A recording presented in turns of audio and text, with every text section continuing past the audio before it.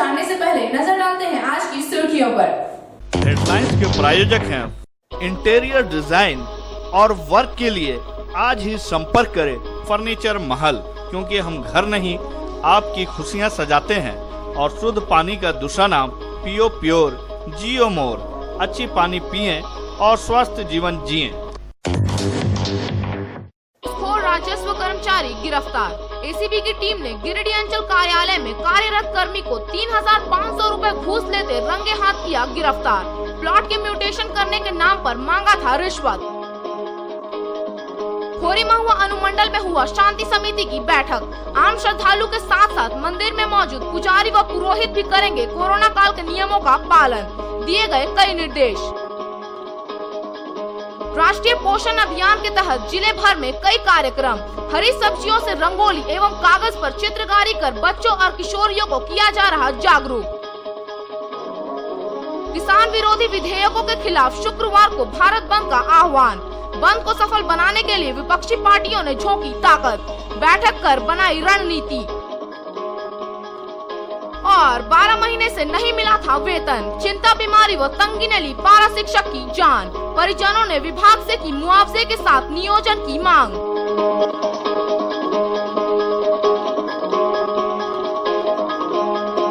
अब खबरें विस्तार से। गिरिडीह सदर अंचल कार्यालय में कार्यरत राजस्व कर्मचारी संजय कुमार को घूस लेते रंगे हाथों दबोच लिया गया है। हल्का छाका राजस्व कर्मचारी ने जमीन के दाखिल खारिज के एवज में आवेदक से 3500 रुपए घूस ले रहा था। इसी दौरान धनबाद एसीबी की टीम ने कर्मचारी को रंगे हाथों गिरफ्तार कर लिया। गिरिडीह सदर अंचल के राजस्व कर्मचारी संजय कुमार को धनबाद एसीबी की टीम ने रिश्वत लेने के आरोप में गिरफ्तार कर लिया है।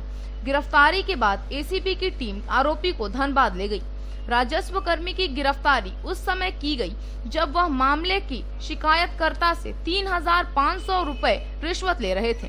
गिरफ्तारी के समय अंचल कार्यालय में काफी भीड़ थी। आरोपी की गिरफ्तारी निगरानी टीम के इंस्पेक्टर कृष्णानंद सिंह के नेतृत्व में की गई है।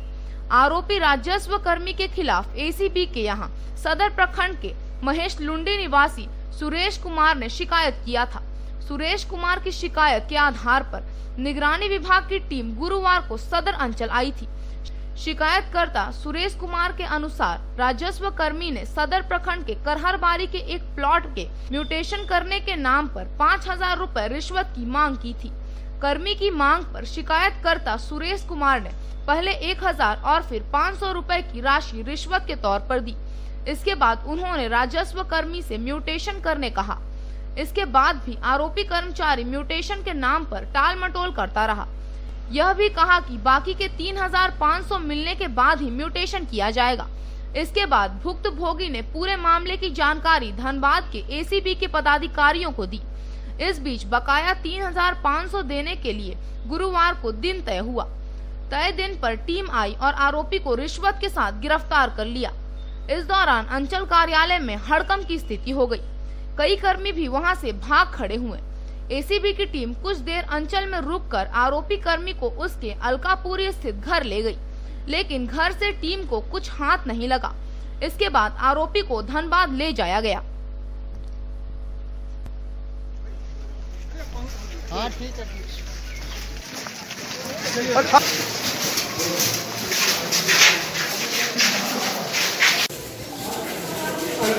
आप लोग बीच में आ जाते हैं। कंप्यूटर ऑफिस से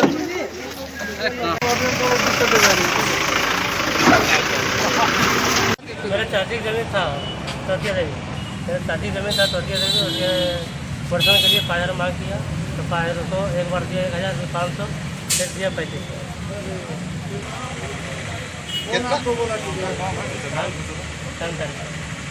कर्मचारी सर। कहाँ का जमीन था आपका? करहरबारी। करहरबारी। क्या नाम है आपका? सुरेश सर।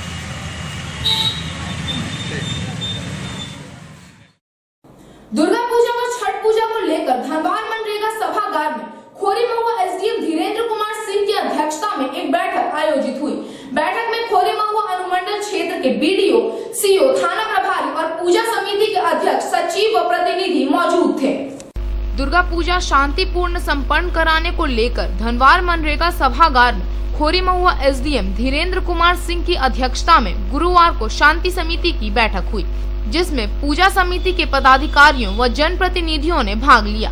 बैठक में शांतिपूर्ण व सामाजिक सद्भाव के साथ दुर्गा पूजा मनाने का निर्णय लिया गया। एसडीएम ने कहा कि कोरोना काल के इस दौर में सभी को सतर्क रहने की आवश्यकता है। अब इस महामारी में दुर्गा पूजा मनाने जा रहे हैं तो सावधानी बरतनी होगी। होली, रामनवमी, मुहर्रम, ईद, बकरीद आदि त्योहारों की तरह ही दुर्गा पूजा भी हमें मनाना है। मेला का आयोजन नहीं करना है। मंदिरों में भीड़ भी जमा नहीं करनी होगी।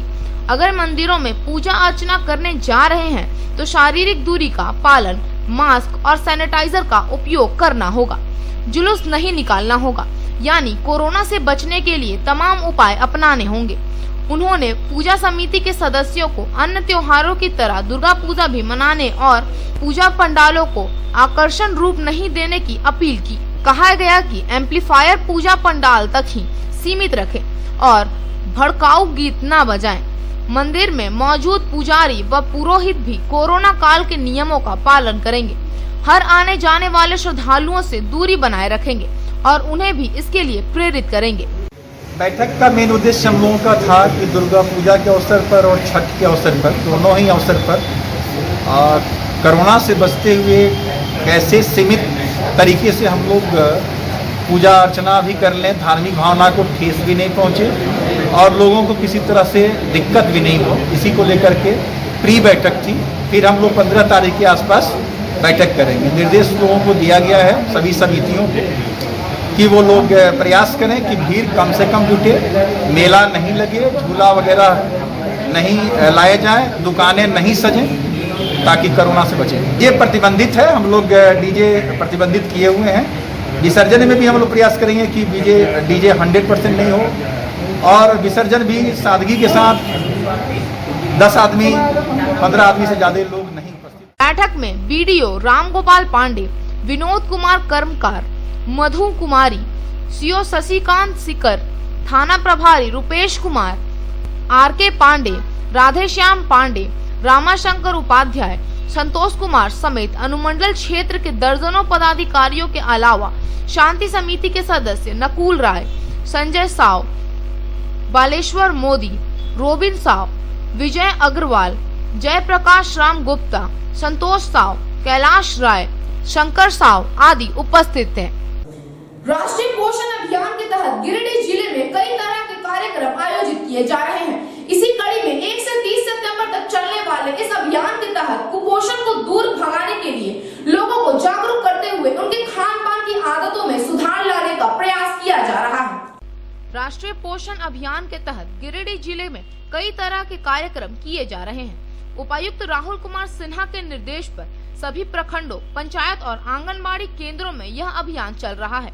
इसके माध्यम से पोषण से संबंधित संदेश घर घर पहुंचाया जा रहा है। आंगनबाड़ी केंद्र में हरी सब्जियों से रंगोली एवं कागज पर चित्रकारी के माध्यम से बच्चों और किशोरियों को जागरूक किया जा रहा है। साथ ही विभिन्न तरह की गतिविधि आयोजित कर नियमित पौष्टिक आहार व उचित पोषण की जानकारी दी जा रही है। बताया गया कि 1 से 30 सितंबर तक चलने वाले इस अभियान के तहत कुपोषण को दूर भगाने के लिए लोगों को जागरूक करते हुए उनके खान पान की आदतों में सुधार लाने का प्रयास किया जा रहा है। इसके अलावा टीकाकरण, खान पान, पौष्टिक आहार, उचित पोषण, स्वच्छता एवं साफ सफाई, डायरिया एवं अनीमिया की रोकथाम पर विशेष जानकारी दी जा रही है। पोषण अभियान गर्भवती व धात्री महिलाओं तथा नवजात शिशुओं, किशोरियों एवं बच्चों के बेहतर स्वास्थ्य की ओर एक सकारात्मक कदम है। पोषण अभियान के तहत 5 सूत्रों का पालन सभी आंगनबाड़ी केंद्रों में किया जा रहा है। इस अभियान को सफल बनाने के लिए सभी प्रखंडों में स्वास्थ्य सहिया व आंगनबाड़ी सेविकाएं व्यापक प्रचार प्रसार कर रही हैं। अब लेते हैं एक छोटा सा ब्रेक, आप बने रहें हमारे साथ। आपके महल के साज सज्जा में लगाए 4 चांद शहर के अलकापुरी में स्थित है आपका अपना फर्नीचर महल। जी हाँ, हमारे यहाँ ब्रांड में Elder, Bliss, Dice office system, Century mattress, Kurnool mattress, Pushpa steel अलमारी उपलब्ध है। इसके साथ ही कुशल कारीगरों द्वारा फुल सागवान का सोफा, डाइनिंग सेट, बेड, दीवान इत्यादि भी उपलब्ध है। वहीं आपके घर के इंटीरियर डिजाइन के लिए बंगाल एवं अन्य जगहों के बड़े कारीगर भी मौजूद हैं, जो कि bedroom, dining hall, modular kitchen, modular office, fall ceiling, wallpaper, POP का काम करेंगे शानदार। तो अपने महल को सजाने के लिए आज ही पहुँचे furniture Mahal, Alkapuri Chowk, Giridih. Mobile number 7739577150 8340262551।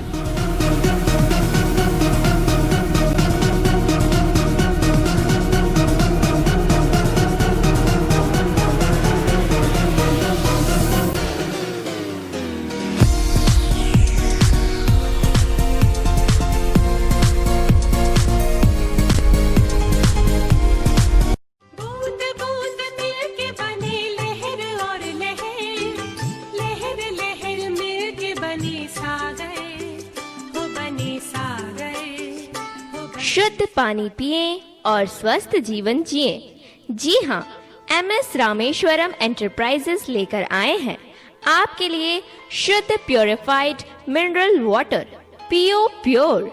जी हाँ, पीओ प्योर, अच्छी क्वालिटी के शुद्ध पानी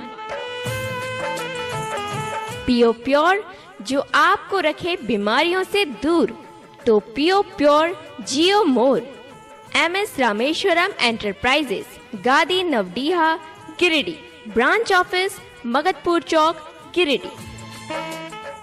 ब्रेक के बाद आप सभी दर्शकों का एक बार फिर से स्वागत है।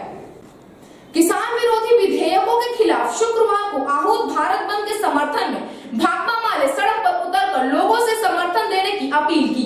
भारत बंद की तैयारी को लेकर गुरुवार को भाकपा माले एक बैठक आयोजित कर रणनीति बनाई। किसान संगठनों के आह्वान पर 25 सितंबर को आहूत भारत बंद की तैयारियों के लिए भाकपा माले ने एक बैठक आहूत की। बैठक में भारत बंद को सफल करने के लिए व्यापक रूप से भागीदारी निभाने का निर्णय लिया गया। बैठक को संबोधित करते हुए पार्टी के राज्य कमेटी सदस्य राजेश यादव ने कहा कि केंद्र सरकार की फसलों के न्यूनतम समर्थन मूल्य में की गई बढ़ोतरी एक दिखावा है। केंद्र की मोदी सरकार पूंजीपतियों को फायदा पहुंचाने में लगी है। उन्होंने कहा कि विधेयकों को रद्द न होने तक लड़ाई को जारी रखा जाएगा। बंद का कॉल किया गया है। ये बंद विभिन्न किसान संगठनों और किसानों के हक अधिकार की लड़ाई लड़ने वाले तमाम संगठनों, भाकपा माले सहित भाजपा विरोधी तमाम राजनीतिक दलों ने बंद का आह्वान किया है। ये बंद का आह्वान इसलिए है कि अभी भाजपा सरकार ने जिस तरीके से लोकसभा में आनन फानन और राज्यसभा में जबरन तरीके से किसानों के विरोधी जिस कानून के लागू होने के बाद किसान पूरी तरह से कंपनियों के अधीन चले जाएंगे। किसानों को किसान के बजाय बंधुआ मजदूर बनाने की साजिश के तहत जो कानून बनाए गए हैं, इसका विरोध किया जा रहा है। और गिरिडीह जिले में भी इस बंद का पूरा समर्थन देते हुए भाकपा माले सहित तमाम संगठन जो भी इस बंद में शामिल हैं, हम तमाम लोग इस बंद में उतरेंगे। और हम यहाँ गिरिडीह की जनता से भी अपील करते हैं कि वो किसानों की हक में जो ये लड़ाई छेड़ी गई है, इस लड़ाई में वो साथ दें। कार्यकर्ताओं को संबोधित करते हुए पार्टी नेता राजेश सिन्हा ने कहा कि मोदी राज में किसानों के खिलाफ 2 विधेयक पारित किए गए हैं, जिनका एकमात्र मकसद कृषि क्षेत्र में कॉरपोरेट कंपनियों को प्रवेश दिलाना तथा किसानों को उनके शोषण के अधीन धकेल देना है। भाकपा माले जैसी पार्टी सरकार की इस नीति को कतई बर्दाश्त नहीं कर सकती। आज पूरे देश के किसान कृषि विधेयकों के खिलाफ आंदोलन कर रहे हैं। विभिन्न किसान तथा राजनीतिक संगठन भी विरोध में उतरे हुए हैं। उन सबों के साथ मिलकर कल के बंद को सफल करने का आह्वान किया गया है। कि जो किसान विरोधी नीति तय किए गए हैं और जो बिल पास किया गया है, निश्चित तौर पर कहेंगे कि ये एक तरह से भारत को बर्बाद करने की कोशिश की। और वैसे भी भाजपा जब से आई है तब से लगातार इस प्रकार की कोशिश जारी है। कल उसी को लेकर भाकपा माले गिरिडीह में बंद का आह्वान करती है और सभी दुकानदारों से आह्वान करती है कि आप स्वेच्छा से बंद रखें और भाजपा को एक करारा जवाब दें। बैठक में गिरिडीह जिले के सभी प्रखंडों सहित जिला मुख्यालय में बंद के समर्थन में पूरी तैयारी के साथ लोगों को सड़क पर उतरने का आह्वान किया गया। बैठक में आम लोगों से भी बंद का साथ देते हुए खुद को किसानों के साथ खड़ा रहने की अपील की है। इस दौरान सभी ने नारेबाजी भी की। बैठक में प्रदीप यादव, मोहम्मद ताज, नौशाद अहमद चांद, उज्जवल कुमार, कन्हैया सिंह, विजय भदानी, सलमान, आलम, सैलाब आदि मौजूद थे। किसान विरोधी कृषि बिल वापस लेने की मांग करते हुए आम आदमी पार्टी ने एक प्रतिवाद मार्च निकाला। प्रतिवाद मार्च शहर के विभिन्न मार्गों का भ्रमण करते हुए समाहरणालय पहुंची और गिरिडीह उपायुक्त के माध्यम से महामहिम राष्ट्रपति के नाम एक ज्ञापन सौंपा गया। आम आदमी पार्टी ने गुरुवार को केंद्र सरकार द्वारा लाए गए कृषि बिल के विरोध में पार्टी के जिला संयोजक कृष्ण मुरारी शर्मा के नेतृत्व में प्रतिवाद मार्च निकाला। प्रतिवाद मार्च गिरिडीह शहर के अलकापुरी, भंडारीडीह, अंबेडकर चौक होते हुए टावर चौक पर पहुंचा। यहां नुक्कड़ सभा व विरोध प्रदर्शन करने के बाद उपायुक्त के माध्यम से महामहिम राष्ट्रपति के नाम एक ज्ञापन सौंपा गया। इस दौरान आम आदमी पार्टी के कार्यकर्ता पूरी तरह से सोशल डिस्टेंसिंग का पालन करते हुए यह प्रदर्शन किया।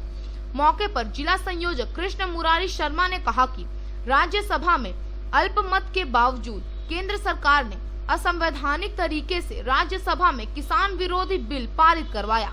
केंद्र सरकार के किसान विरोधी बिल में किसानों की न्यूनतम समर्थन मूल्य की कोई गारंटी नहीं है। इस बिल से सिर्फ उद्योगपतियों का ही फायदा होगा।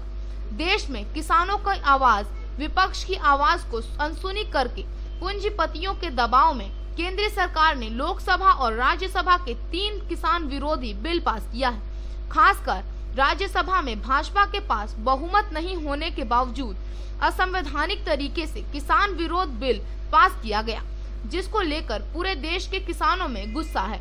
नगर अध्यक्ष राजीव रंजन ने कहा कि देश के किसानों के साथ नाइंसाफी हुई है, किसानों पर अत्याचार किया जा रहा है। इस नीति के चलते हमारे किसान भाई अपने अनाजों को औने पौने दामों पर बेचने के लिए मजबूर हो जाएंगे। इसलिए हमारी पार्टी किसानों के साथ खड़ी है। उनके लिए आज हम पूरे देश में विरोध दिवस मना रहे हैं। किसानों द्वारा कल 25 सितंबर को भारत बंद के आह्वान को आम आदमी पार्टी पूरा समर्थन देती है। कार्यक्रम में डुमरी विधानसभा प्रभारी निर्मल प्रसाद महतो, जमुआ विधानसभा प्रभारी महबूब अंसारी, गिरिडीह विधानसभा उपाध्यक्ष मुर्शिद मिर्जा, अभिषेक सिन्हा, सृजन पाल सिंह, विवेक आनंद कुशवाहा, रोहित विश्वकर्मा, कासिम अंसारी, मिराज आलम, तैयब अंसारी, साजिद हुसैन, हर्षवर्धन सिसोदिया, अरविंद कुमार राय, राहुल कुमार चौधरी, उदय सिंह, अरुण यादव सहित कई लोग शामिल थे।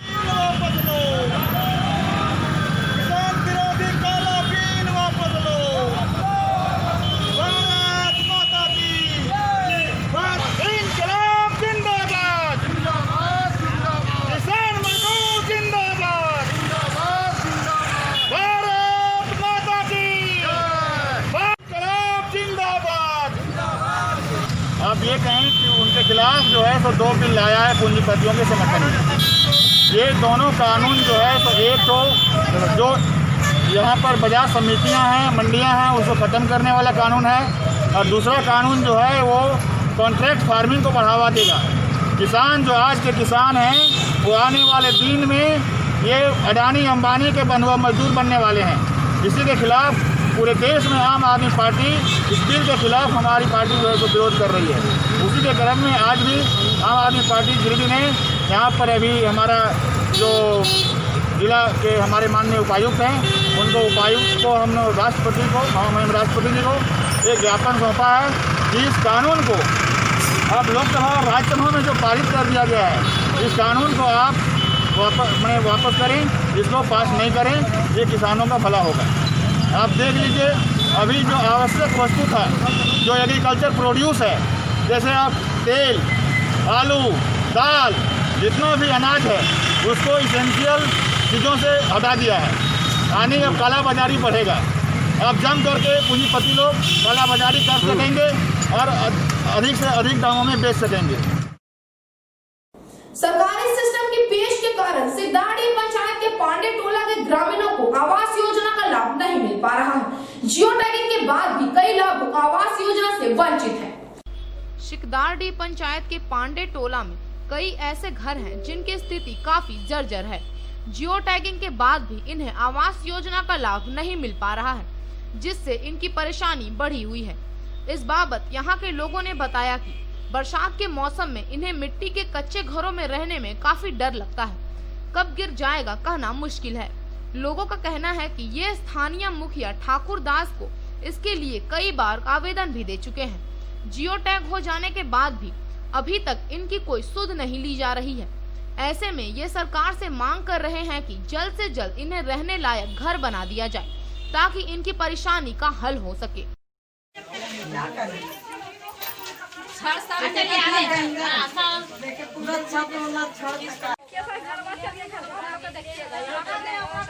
मेरा बच्चा रहने को जगह नहीं है, ये कहाँ बच्चा रहेगा कि कहाँ फैमिली रूम रहेगा। प्रधानमंत्री योजना आवास जो है ना वही मामला है। हम लोग का कहना है कि जियो टेक यहाँ से 2 से 3 बार हो गया है। 500 रोजगार सेवक जो अपना है पॉकेट गर्म करके चल देते हैं, उनको आते पैसा 100, 200, 500 अपना पॉकेट खर्चा ले लेते हैं। जो रोजगार सेवक को 10,000, 20,000 देते हैं, उन्हीं को कॉलोनी दिया जा रहा है। हम लोग यहाँ 5 बार लिस्ट में नाम आ चुका है, जा चुका है, लेकिन देख लीजिए हम लोग का घर किस तरह है। वार्ड वाला तो एक दिन भी नहीं आता यहाँ देखने लिए क्या प्रॉब्लम क्या दिक्कत है। वो अपने घर में बिजी है। वार्ड सिर्फ नाम का, हम लोग को कोई तरह तक पूछा गया ना, कोई पर पंचायत में आता है वार्ड वाला। जब भी आता है मुखिया जी आते हैं, बैकवर्ड काटे छोटे जाति, इसलिए हम लोग को कोई देखाने के नहीं। हम लोग का दिहाड़ी 100-200 रुपया है, इसलिए को हम लोग देखने के लिए तक नहीं आता है। सिर्फ जाते मुखिया जी बोलते हैं धड़ा देर तक जाइए, 2 महीना में आ जाएगा, 3 महीना में आ जाता है। रोजगार सेवक आते हैं, वो भी बोलते हैं अरे आज दिला देंगे। पूरा पंचायत में देख लीजिए, सिर्फ पांडे जी छोड़ा के सारा पंचायत में देखिए। हम लोग कभी जाते वहाँ हो गया सिगडाडी में देखिए, और यहाँ पर एक भी कॉलोनी नहीं आ हुआ है। हमला यही है कि सर हम लोग को घर नहीं है, बिजली कड़कता है, बारिश होता है तो हम लोग कभी घर में रुकते हैं, कभी बाहर में रहते हैं, कभी इधर उधर रहते हैं। रहने को जगह नहीं है हम लोग को। और जब मुखिया को बोलते हैं तो मुखिया को कम से कम 1000 बार बोल चुके हैं, अभी तक हम लोग को कोई आवेदन नहीं मिला। ऊपर से लेट है। आएगा कब तक आएगा? 5 साल हो गया हम लोग को झकते में, अभी तक नहीं आया। मुखिया को 5 साल से बोल रहे, लेकिन वो लोग सुनता नहीं है। बता देगा सरकार, ऊपर से लेट है, आएगा तो हम देंगे आप लोग को। पैसा भी देंगे मुखिया का, तो वो भी नहीं सुनता मुखिया। तो होगा काम रुकिए। कितना पैसा रुकेंगे हम? पावला है, पानी चूहे और गाँव मुखिया 5 साल से जीतल है, से ना कनघट करे है। हमने के कागज ले और दूसरा गोटा के दे। पैसा दिया किसी से 3,000, किसी से 2,000, किसी से 5,000। कॉलोनी बनाने के नाम से कॉलोनी पास करवा देंगे, अभी तक पास नहीं हुआ। जियो टेक भी करके चला गया, कोई सुनवाई नहीं। इधर मुखिया ठाकुर दास का कहना है कि ये सरकारी तंत्र है। 2011 में इंदिरा आवास योजना का नाम ओमिट किया गया। संशोधन के तहत पुनः प्रधानमंत्री आवास योजना का नामकरण किया गया और उस समय जो पूर्व मुखिया थे उनके द्वारा ग्राम सभा करके जितने लाभुकों का नाम दिया गया था वो शेक डाटा बनकर आया है। शेक डाटा के अंतर्गत जितने भी नाम उस सूची में थे उतने लोगों का आवास अभी निर्माण किया जा रहा है। बावजूद जितने लोग वंचित रह गए हैं, उच्च पदाधिकारी से आग्रह कर फिर से ग्राम सभा करवाकर उन लोगों का नाम दिया गया है। जब तक आवास प्लस की सूची नहीं आ जाती है तब तक इन्हें आवास योजना देने में तकनीकी परेशानी है। हम लोग लंबा बड़ा घर 2011 में हमारा इंदिरा आवास योजना का नाम ओमिट किया गया संशोधन के तहत, और पुनः प्रधानमंत्री आवास योजना का नामकरण किया गया। और उस समय जो पूर्व मुखिया थे उनके द्वारा जो भी ग्राम सभा करके जितने लाभुकों का नाम दिया गया था वो शेक डाटा बन के आया, और शेक डाटा के अंतर्गत जितने नाम उसमें सूची में था उतने का आवास अभी निर्माण किया जा रहा है। बावजूद उसका जितने लोग वंचित रह गए उस आवास सूची से, पुनः हम लोग अपने उच्च पदाधिकारी से आग्रह किए, और आग्रह के तौर पर हम लोगों ने कहा कि बाकी वंचित लोगों का हाल क्या होगा, जो गरीब हैं जिनको आवास चाहिए, तो निर्देश मिला कि पुनः उसका दोबारा ये ग्राम सभा करके दीजिए और उनको भी आवास लाइन में जोड़ा जाएगा। फिर हम लोग ग्राम सभा किए, ग्राम सभा करके उसको दिए। अब है क्या, शेक डाटा ओमिट है, और ये आवास प्लस की सूची जब तक नहीं आ जाता, जब तक फंड नहीं आ जाता है, हम आवास प्लस वाला सूची को आवास कैसे दे सकते हैं। ये तो माननीय हमारे उपायुक्त महोदय का ये हम लोग फरियाद करते हैं। हमारे साथ वीडियो साहब बैठते हैं, उनको पूछते हैं हम लोग, सर ऐसे कैसे हल करें? तो वो कहते हैं कि जब तक आवास प्लस लागू नहीं होगा, जब तक फंड नहीं मिलेगा, मुखिया जी हम लोग आवास उसको कैसे दे सकते हैं, क्योंकि सेक डाटा से भी किया जा रहा है। और बाकी योजना में हम लोगों ने पांडेडी को, जैसे जल से सुरक्षा के लिए देखिए, जल अभी आप देखे होंगे वहाँ लगा हुआ जल मीनार लगी हुई है, आपका जितना तरह का शौचालय बना है, सोख्ता पिट बन रहा है, अभी हर तरह का सुविधा, राशन कार्ड वगैरह, पेंशन वगैरह, जितना तरह का जो सरकारी तंत्र का जो लाभ मिलनी चाहिए हम लोगों ने वह दिया। बाकी ये आवास का बात है, ये ऑनलाइन है, और जब तक सरकार का फंड हमें नहीं मिलता है, हम ऐसे लोगों को कहाँ से दे सकते हैं। लेकिन ऑनलाइन सिस्टम में जो है ना, हम सिर्फ कह रहे हैं, कर सकते हैं, और सूची में जब तक नहीं आएगा, पहले सिस्टम था कि अगर 5 यूनिट आवास आया तो 5 व्यक्ति का नाम हम लोग छांट लेते थे, पहले, बहुत पुराना बात है, तो वो स्थिति के अंतर्गत उसको जो लागू। गिरिडीह सदर प्रखंड के पारा शिक्षक की मौत हो गई। पारा शिक्षक को पिछले 1 वर्ष से वेतन नहीं मिला था। इस घटना के बाद परिजनों ने विभाग से मुआवजा के साथ साथ नियोजन की मांग कर रहे हैं। सदर प्रखंड के पालमो में एक पारा शिक्षक की मौत हो गई है। मृतक पारा शिक्षक पालमो निवासी लगभग 45 वर्षीय किशुन दास है। किशुन उत्क्रमित प्राथमिक विद्यालय बाराटान में कार्यरत था। घटना के बाद से गांव में मातम है। घटना को लेकर मृतक का बड़ा पुत्र कुंदन कुमार दास ने बताया कि उनके पिता को पिछले 1 वर्ष से वेतन नहीं मिला था। इसे लेकर कई दफा विभाग से शिकायत की गई, लेकिन कोई सुनवाई नहीं हुई। बार बार कहा जाता कि शिक्षक प्रशिक्षण का कोर्स पूर्ण होने के बाद ही मानदेय मिलेगा। इससे उनके पिता चिंतित रहने लगे। इस बीच उनके पेट में गंभीर रोग हो गया। लगभग 2 माह पूर्व रोग का पता चला तो उनका इलाज गिरिडीह के बाद धनबाद में कराया गया। धनबाद के चिकित्सक ने साफ कहा कि बेहतर इलाज के लिए चेन्नई जाना होगा, लेकिन पैसे की कमी अड़चन बन गई। बताया कि मानदेय को लेकर पिछले 26 अगस्त को भी जिला शिक्षा अध्यक्ष को आवेदन दिया गया था, लेकिन मानदेय नहीं मिला। जी का नाम श्री किशुन दास है। वो उत्क्रमित प्राथमिक विद्यालय बाराटान में पढ़ाते थे। तो अचानक उनका तबीयत खराब हो गया लगभग 1-1.5 महीने से पहले। तो हम लोग इलाज के लिए करवाए कुछ ज़मीन वमीन बेच के। उसके बाद भी संभव नहीं हुआ। सैलरी लगभग 1.5 साल से नहीं मिला। पहले बताएं। मृतक पारा शिक्षक की पत्नी गौरी देवी ने कहा कि घर में पैसे की कमी थी। मानदेय नहीं मिलने के कारण उनके पति हमेशा चिंता में डूबे रहते थे। दिन रात यही कहते कि हर रोज स्कूल जाते हैं, बच्चों को पढ़ाते हैं, लेकिन सरकार उनका वेतन दे नहीं रही है। अब क्या होगा? बताया उसका बड़ा बेटा जो कमाता था उसी से खाना बनता था। इस बीच बीमारी ने उनके पति को अपने जकड़ में ले लिया। बीमारी बढ़ती गई, लेकिन समुचित इलाज के लिए पैसे नहीं थे।